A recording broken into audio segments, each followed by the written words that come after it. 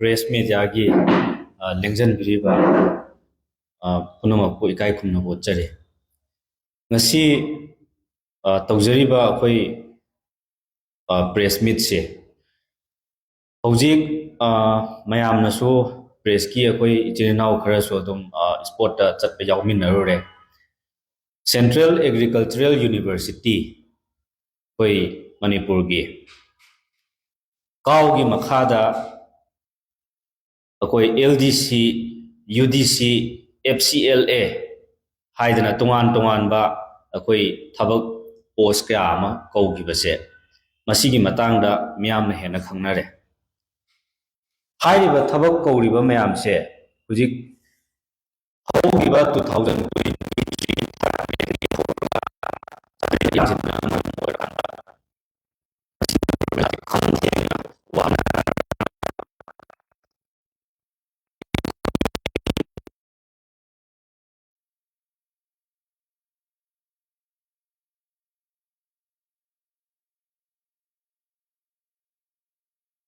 hujikse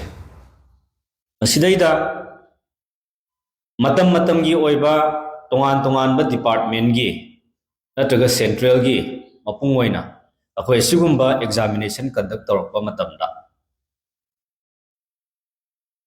oiriba situation sigi khudong chaba lawre harakanda manipur da exam center amata piraktaba haibase masi yamna laibak thiba haiba tare aduna asuk wanaraba economically completely breakdown oiraba asigumba chairak sidaida kawgi mathang lakadoriba January gi tang ahum amasung mari da pangthokadoriba exam se masidaida Manipur da even a single examination center amta piraktaba haibase masi Manipur laingak amasung akoigi kawgi authority singna kari karamba wakhalonda kari karamba policy planning gi makhada tawribano haibase akoi Manipur Pradesh Congress Committee na koi hangni kawgi mafamda masidaida Manipur lengakna kari mata khangdabadawna akoi ngasigi sina ahanba natte mamangda tengkhang kaya rakta Manipur da exam center PB dabadagi akoi mahiroi kaya ama adagi aspiring candidates myam ama any competitive entrance examination akoi saruk yariba akoi gi mahiroi khunai sina asukki matik wana mapalamda tongan ba Manipur gi outside state sida chatle harakanda traveling expenditure to and fro si leiriba mayam se masi huge amount ama oirakpa adagi chathok chasan gi wa khatana tana ada numit nini humni changna ada le ugadaba leirugadaba chathok chasan gi traveling expenditure dugi mathakta amuk accommodation gi chabagi thakpagi chathok chasan gi exam center du da moina leirugadoriba dudagi chathok chasan dugi huge amount ama oirakpa haitare haiba amount se masi in terms of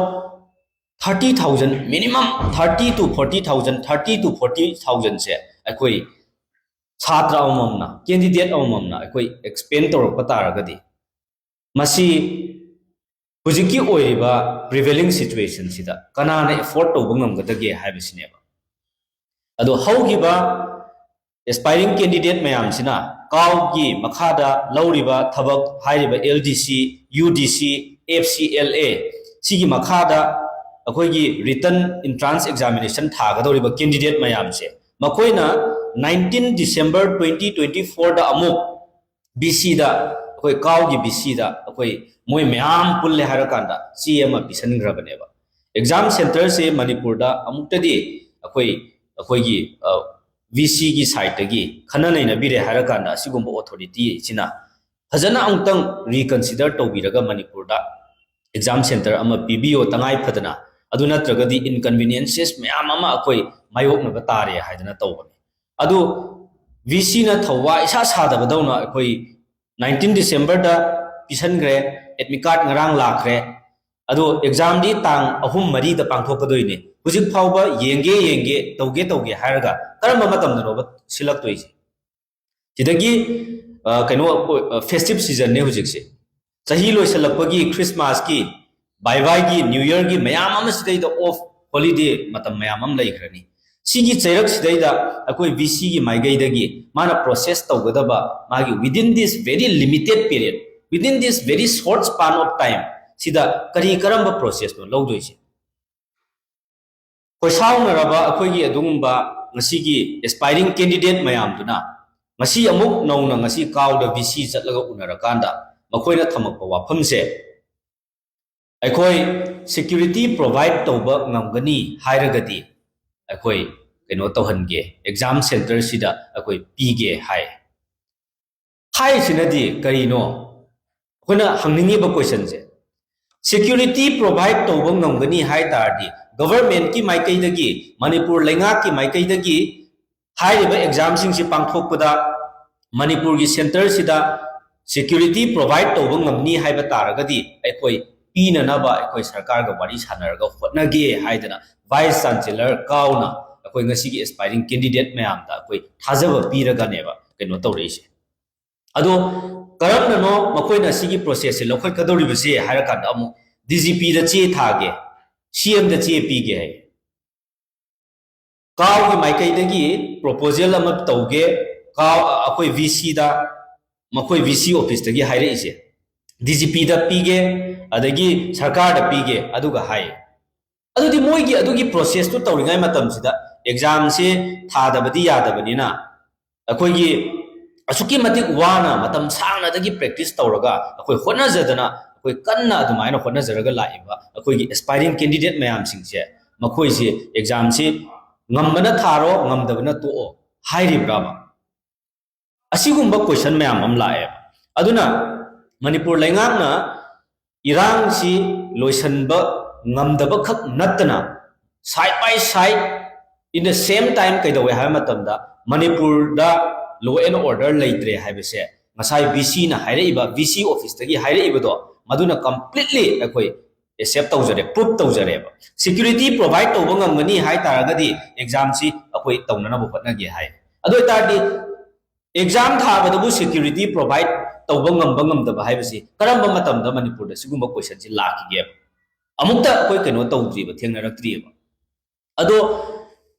karigumba makoina phajana within a day or two sida sinbire ena khallase yes well and good karigumba tawrakte khallase exam do koi skip tawbudi yadabani na chat tawri ba aspiring candidate mayam se madugi expenditure mayam do kanana bear tawbi dawri ge ba lan jena maram oirakanda huji makha da chatchagadabado by road ta chatgadabado huji kanamta chatpa ngamnadre mathakta ngata chatnare Mathak Chatpa Matamda Huji, Makada Chatpa Yadre Haidana, Akoi Mathaki, ear tickets, so Yamatic Tange, Maman Wangi, Miami and a Kangaridun. Aduna, ear tickets, so Ladiba, Masigi, BJP, Manipur, Sarkarsina, Civil and Aviation Ministry, the higher Akanda, Akoi, Flight Kimatanga, Maman Karahandanaba, Masi regulation, Ama, Tambinaba, Masi Chiek Tobinaba, Makogi Scientific Initiative, Local Prass, Locate. Sarkar sini square di bacang sih, by water Impal Dimapur Impal Guwahati cat pengamba, haisu Manipur dengan si kenam cat pengamdre, matak cat pesu tangai pada dana cat kada bese, paisa sih, air ticket sih, asuki matik tangman dana, miam sih, aku asuki matik awaba matak awaba mau inareba. Si BJP Sarkar na lanjil loisal laga makada catok casen tau bayahan rahai su yahan daba. Tangai pada dana matak cat kada ure, haraga su matak air ticket sih. Regulation nama thambi brahib so thambi daba adugi initiative so lokat pidaba masidaida most importantly measure when impact pirisi kanada no weaker of the weakest section of the society akoi laita lair ba imung akoi sujan omjaraga akoi tai phadana chattabadi yadadana chathok chasan tawiba ana ayeki mahi masing tambagi competitive exam thabagi entrance exam thabagi tangai phadaba emergency gi thabak chatiba mayam se masida asuki matik chauna akoi ayetpa apanba pire chaitheng oire habise sarkar sin ngasi baw khangdaba dawna tumina layeba lan gi maraksida air ticket maman tangbagi natraga exam gi wase yamna maru oidana akoina lowbagi wani yam maru oigraba potne nongada flight ta chatliba Manipur gi passenger miyam ji kaya Masigi economy mayam se Manipur gi huge amount of money se akoi completely waste tawri neba pura manghali neba si mayam si khara save tawjagadabado wari ngai mathak sida khara kangadabado ngasi BJP सरकार सिना पैसा से नाकन Namda pull-up हाइदा हलगा कोई मांगहन मनेबा अदुना मसिगुंबा कनो तौबसे कोई Manipur government ता कोई appeal तौनिंगी से आइना NSY की कोई की national students union of India NSY Manipur state की मणिपुर प्रदेश कांग्रेस कमिटी की इंचार्ज अमा ओइना स्टूडेंट्स की इशू सिदा मयाम की साइट की कंप्लेन लापदगी मसी काउड चलगा कोई एस्पायरिंग कैंडिडेट मयाम दगो उनजरे हायर कांदा मखोइना VC दा थमंबा वाफम BC ना हायरप वाफम दो कोई प्रेस मीडिया की खुथांग दा अमुका कोई रिमाइंड तौजबने गवर्नमेंट की माइकईदा कोई असिगुंबा अपील लम तौजबने सिगी अपील से तराई तराई ना कोई मणिपुर BJP सरकार ना लौबीगनो करिगिनो हायरगदि मणिपुर दो हुजिक एजुकेशन सेक्टर से कंप्लीटली फेल ओइरेबा मसी मणिपुर दा एजुकेशन सेक्टर से कंप्लीटली फेल ओइरिङै मथक्सिदा मसा मसाना ngमननबा होनजरे हायरकांदा मसा मसाना ngमननबा होनजदना तमना सुक्की मति वाना लाक्सरगा मसाना वाना लाइरिक पाजरगा एग्जाम अमतंग थारगा कोई थबक अमतंग तौजरगदी हायदना मखोइना पुतुंगी पुंसीगी लंबी सेमननबा होनजरिबसे मसिदा सरकारना येकाई थिनगाय बोइना थोएबा अदुना सेंट्रल एग्रीकल्चरल यूनिवर्सिटी मणिपुर की वाइस चांसलर रजिस्टर दा अखोइना हाइनिंग बदी करिनो हारकांदा अथुबा मतमदा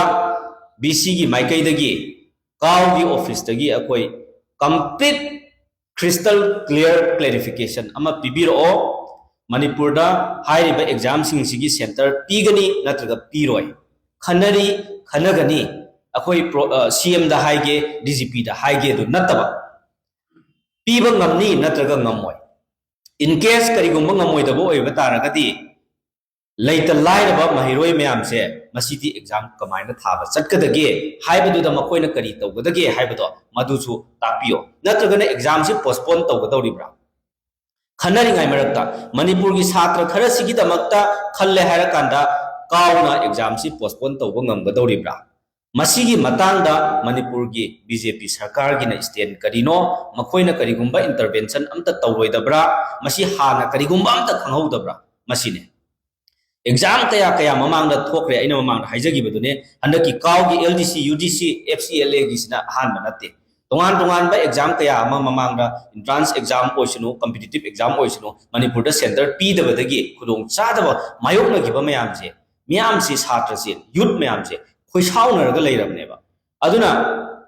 मसी तौहल्लोइगे एग्जाम सेंटर पीरलोइगे हाइतारगदी बाय रोडता BJP सरकारना मसीमक हयेंगमक इम्फाल दिमापुर इम्फाल गुवाहाटी से by road without any disturbances without any fear साइकोसिस इन आवर माइंड पैसेंजर गाड़ी चलहल्लो पैसेंजर गाड़ी चलहल्लो मियाम द फ्लाइट की टिकट एफोर्ड तौबा ngमदबा मयाम से मखोई की बर्डन मयाम से अखोई सरकार ना मसी पोलम से थांगदबियो असी अदुना लोइसंजरकपदा मणिपुर सरकार दा अखोइना अपील तौजरी मणिपुर प्रदेश कांग्रेस कमिटी ना एस्पायरिंग कैंडिडेट मणिपुर की यूथ लिसिंग कया कया की बिहाफ ता महोई की महुत सिंजरे हायरकांदा मणिपुर दा तंगाई फदना तोंगान तोंगान बा UPSC की ओइसनु तोंगान तोंगान बा चौबा इंडिया की चावरा चावरा एग्जाम कया की सेंटर ना मणिपुर दा पीरगा कैदौबगी सिगुंबा एग्जाम मचा मचा मयाम सिगी कैदौबगी मणिपुर दा सेंटर पीद्रिनो असिगुंबा मयाम से मसी सरकार ना मतम चाना टाइड अप तौदबा प्रॉपर कोऑर्डिनेशन लेतबा मणिपुर दा लैरिबा एजुकेशनल इंस्टीट्यूशन ओइसनो एवरी इंस्टीट्यूशन खुदिंगमक से लैरिबा महिलोइसंग ओइसनो इंस्टीट्यूशन खुदिंगमक से सरकार ना हन्नतुने येंद्रे मसीगी अफफता सरकार सिना दायित्व अमता लौदे मागी थोप कुसीरा सी लोइना तौनरगा लैनरे हाइबसे मसीना ताकपनेबा अदुना मसीगी इनकन्वीनियंसेस से मसी थोक्तनबा मसी मणिपुर BJP सरकार ना अमसुंग काउगी BC ना विदिन ए डे और टू कंप्लीट क्लैरिफिकेशन अमा पीबीओ मणिपुर दा तंगाई फदना एग्जाम सेंटर अमदी पीबीओ